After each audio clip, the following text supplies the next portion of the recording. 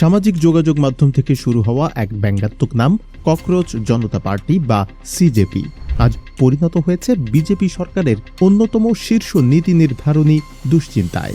দেশ জুড়ে মেধা পাচার, শিক্ষা ব্যবস্থার ভঙ্গুর অবস্থা, প্রশ্ন ফাঁস এবং কেন্দ্রীয় শিক্ষামন্ত্রী ধর্মেন্দ্র প্রধানের পদত্যাগের দাবিতে উত্তাল এখন ভারতের রাজনীতি। প্রশ্ন উঠছে, ছাত্র আন্দোলনের এই ঝোড়ো হাওয়া কি দিল্লির মসনদে নতুন কোনো রাজনৈতিক অভ্যুত্থানের সংকেত দিচ্ছে, নাকি এটি কেবল শিক্ষা ব্যবস্থা সংস্কারের এক দাবানল? বিশ্লেষণ করব পুরো পরিস্থিতির গতি প্রকৃতি ও ভারতের আগামীর রাজনৈতিক সমীকরণ। রাজনৈতিক বিশ্লেষকরা বলছেন, আন্দোলনটিকে আর 10টা সাধারণ আন্দোলনের মতো হেলাফেলা করার কোনো সুযোগ নেই। এর পেছনে রয়েছে বেশ কিছু অত্যন্ত শক্তিশালী ভিত্তি। প্রথমত, জেনজি প্রজন্মের ব্যাপক জনসমর্থন। এই আন্দোলনের মূল চালিকা শক্তি তরুণরা। দেশের মেধা পাচার ও সার্বিক শিক্ষা ব্যবস্থার ওপর থেকে বিশ্বাস হারিয়ে ফেলা লাখ লাখ তরুণেরা এবার দল মত নির্বিশেষে রাজপথে একাট্টা হয়েছে। দ্বিতীয়ত, হাই প্রোফাইল ব্যক্তিদের সমর্থন।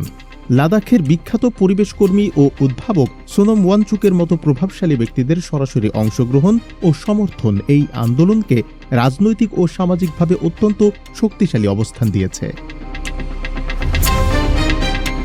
তৃতীয়ত, ঐতিহাসিক উদাহরণ। দক্ষিণ এশিয়ার সাম্প্রতিক ইতিহাস পর্যালোচনা করলে দেখা যায়, শ্রীলঙ্কা ও বাংলাদেশের তরুণদের নেতৃত্বে বড় ধরনের রাজনৈতিক পরিবর্তন নজির হয়েছে। ভারতের এই আন্দোলনও একইভাবে তরঙ্গে তরঙ্গে ছড়িয়ে পড়ছে, যা ভারতের কেন্দ্রীয় শিক্ষামন্ত্রী ধর্মেন্দ্র প্রধানের পদত্যাগের দাবিকে আরও জোরালো করে তুলেছে। এদিকে প্রশ্ন উঠছে, ভারতের দীর্ঘ রাজনৈতিক প্রেক্ষাপটে এই ককরোচ আন্দোলন কি আদতে মোদী সরকারের পতন বা রাজপথ থেকে কোনো অভ্যুত্থান ঘটাতে পারবে? তাত্ত্বিকভাবে তা সম্ভব বলে মনে হলেও বর্তমান বাস্তবতায় এটি অত্যন্ত কঠিন বা প্রায় অসম্ভব। এর পেছনে বেশ কিছু বড় কারণ চিহ্নিত করেছেন বিশ্লেষকরা। প্রথমত, সুসংগঠিত রাষ্ট্রযন্ত্র ও প্রশাসন। নরেন্দ্র মোদীর নেতৃত্বাধীন বিজেপি সরকার প্রশাসনিক ও রাজনৈতিকভাবে অত্যন্ত শক্তিশালী ও সুসংগঠিত।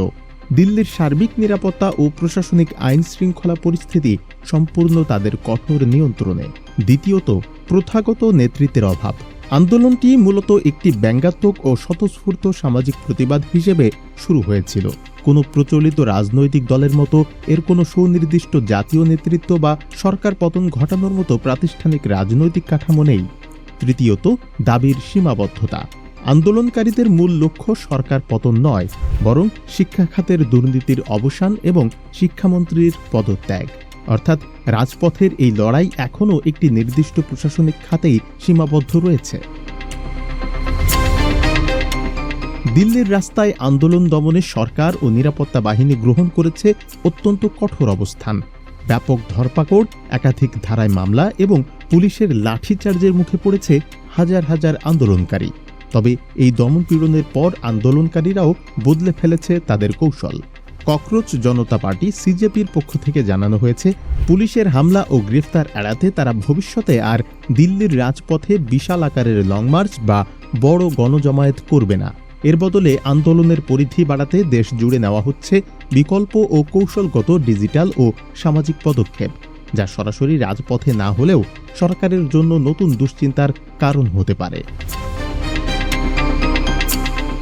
ভারতের প্রবীণ রাজনৈতিক বিশ্লেষকদের মতে, ককরোচ আন্দোলনটির বর্তমান গঠন, রূপরেখা ও উদ্দেশ্য বিচার করলে বলা যায়, এটি দিয়ে হঠাৎ করে কোনো রাজনৈতিক বিপ্লব বা সরকার পতন ঘটানো হয়তো সম্ভব নয়, কিন্তু প্রশাসনিকভাবে এটিকে সরকারের জন্য একটি বড় সতর্কতা হিসেবে দেখছেন সবাই।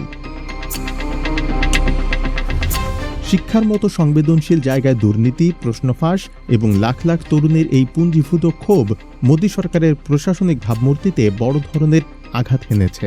সরকার হয়তো তার প্রশাসনিক শক্তি ও রাষ্ট্রযন্ত্র ব্যবহার করে সাময়িকভাবে আন্দোলন দমন করতে সক্ষম হবে, কিন্তু তরুণদের এই ক্ষোভের আগুন আগামী দিনগুলোতে ভারতের জাতীয় রাজনীতিতে কী প্রভাব ফেলে তা দেখতে মুখিয়ে আছে পুরো বিশ্ব।